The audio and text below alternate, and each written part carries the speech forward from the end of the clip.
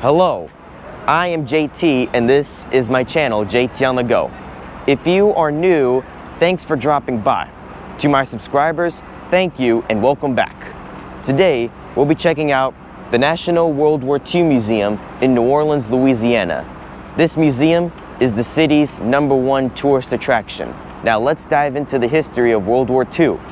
The closest streetcar line here is the St. Charles Line, the oldest streetcar line in the world. It is a short 2-block walk to the museum.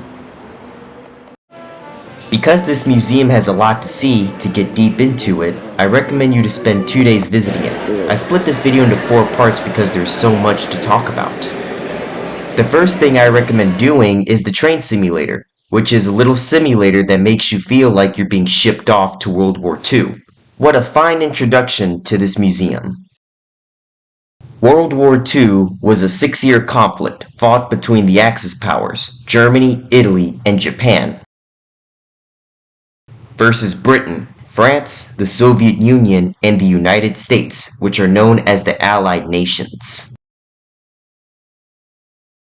First, we will talk about the causes of World War II. Make sure to remember your rent.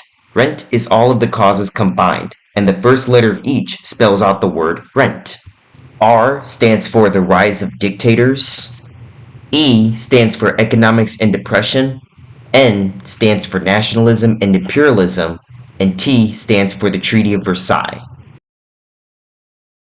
Before World War II, 4 dictators rose to power, and we will dive into each of them a little more in parts 2 and 3. First is Benito Mussolini, who was the leader of Italy from 1922 to 1943. Second is Adolf Hitler, who became the leader of the Nazis Party. Before World War II, he was the leader of Germany from 1933 to 1945. Third is Joseph Stalin, who was the leader of the USSR from 1924 to 1953. And the last one is Hideki Tojo, who was the Prime Minister of Japan from 1941 to 1944. Before World War II, the Great Depression hit the United States and several countries in the world hard. For Germany, they were on the verge of total collapse, due in part to their surrender in World War I. Nationalism is identification with one's own nation and support for its interests, especially to the exclusion and detriment of the interests of other nations. Nationalism has played a significant role in driving force behind the aggression of the Axis powers. Imperialism is a stronger country taking over a weaker country.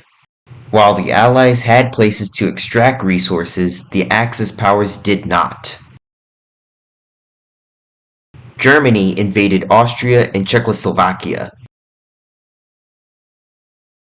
Italy invaded Libya and Ethiopia. And Japan invaded China and Manchuria, all so that they can get their hands on resources. The Treaty of Versailles basically cut Germany's legs off.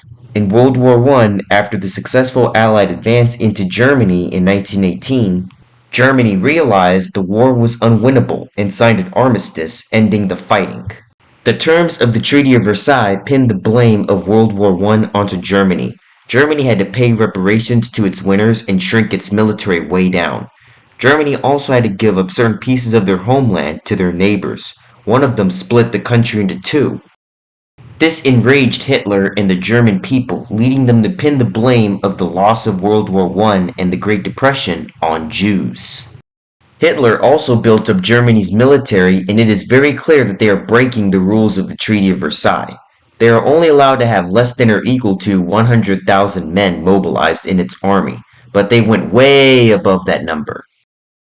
On September 1st, 1939, Germany invaded Poland. Both Britain and France declared war on Germany, shortly after starting World War II. However, the Soviet Union and Germany agreed to split Poland by 50-50. West Poland was under German control while East Poland was under Soviet control. In the beginning of the war, the Soviet Union was on Germany's side. After that, Germany overran several countries in Europe. The term blitzkrieg means lightning war or a fast invasion. When Germany invaded France, France surrendered quickly. After that, Hitler actually got to tour a lot of the sites in Paris. Germany also used France as a base to attack England by air. When Britain refused to surrender, the Luftwaffe, or the German Air Force, began a blitz on England, targeting London and other cities. But England's Royal Air Force successfully defended the country. For the United States, however, 80 to 90% of the country voted not to enter World War II. The US remained isolationist. In 1941, Congress passed the Lend-Lease Act, which allowed America to supply its allies with weapons and other supplies. They also gave Britain 50 of their naval destroyers. The United States also stopped supplying Japan with oil and steel, and that led to them invading several countries in East Asia for their resources. Back in Europe, Hitler turned on Stalin by invading Eastern Europe and into Soviet territory. In my opinion, this is one of Hitler's strategic blunders. You're invading a country that is on your side, you're also opening up another front, and by doing that, you're taking soldiers from a different front and diluting your strength. In warfare, it's best to have the least amount of fronts possible.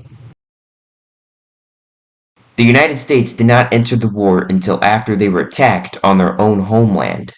On December 7, 1941, Japan carried out a surprise attack on the U.S. naval base at Pearl Harbor in Hawaii.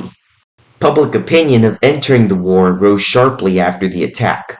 Because of this, the United States declared war on Japan on December 8, 1941.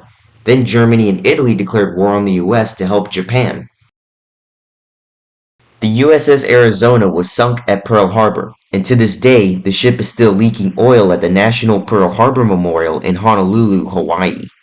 On December 7th of every year, all US flags are lowered at half-staff to honor the victims of the Pearl Harbor attack.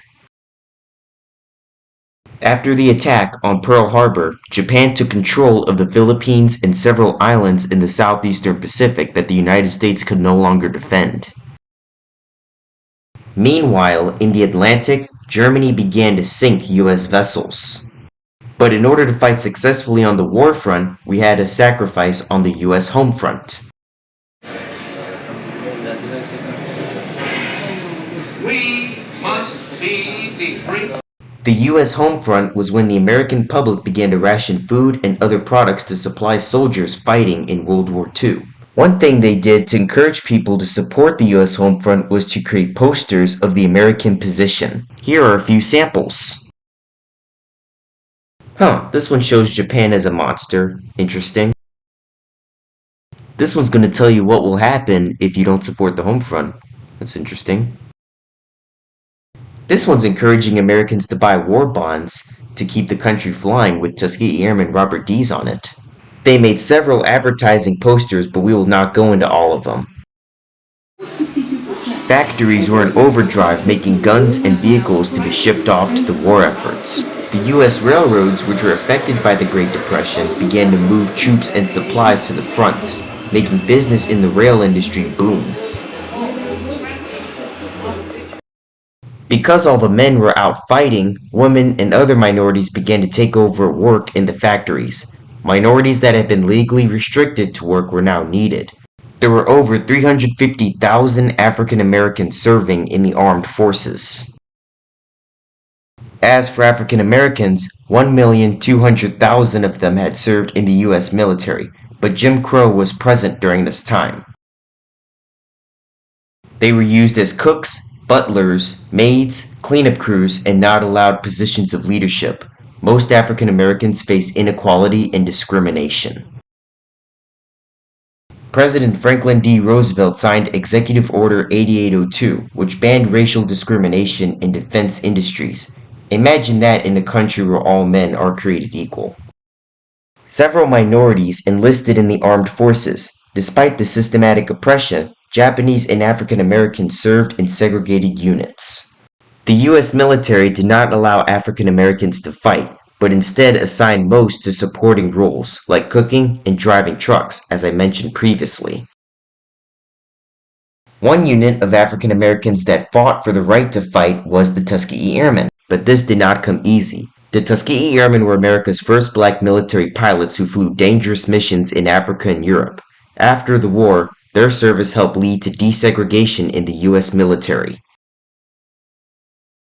Because of Japan's attack on Pearl Harbor, Japanese Americans were viewed with suspicion and were thought of as spies. So President Roosevelt issued Executive Order 9066, which forced Japanese Americans out of their homes and into concentration camps, primarily on the west coast of the United States. This, however, did not include Hawaii. Life in the Japanese camps was crammed, communal living in barracks with limited privacy, shared bathroom facilities, and a strict routine with assigned work, schooling, and limited recreational activities. I mean, these people did nothing wrong. The government basically put them in these camps because of their race and ancestry. It is one of the clear signs of racism during World War II, and Executive Order 9066 is one of the worst things the US government did in America's history. Italian and German Americans were not treated this way.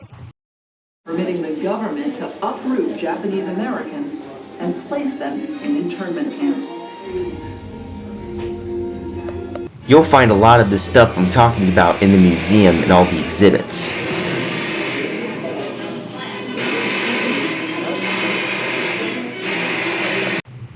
Throughout the war, 27 million rifles and carbines combined, 8,812 ships, 300,000 aircraft, 86,000 tanks, 288 submarines, and almost 650,000 jeeps were built. The war also affected every home. Because of this, victory gardens were created. Victory gardens were gardens in people's backyards that grew plant-based foods to keep the soldiers that were fighting fed. FDR also kept Americans informed through his fireside chats. It was started when he became president to communicate to Americans by radio from 1932 to 1944. Fireside chats were also used during the Homefront to keep Americans informed about how the war is going. Here's what a typical home would have looked like during World War II. Now that we have established the causes of the war and the American home front, it's time to head over to the war in Europe, which is in the next episode.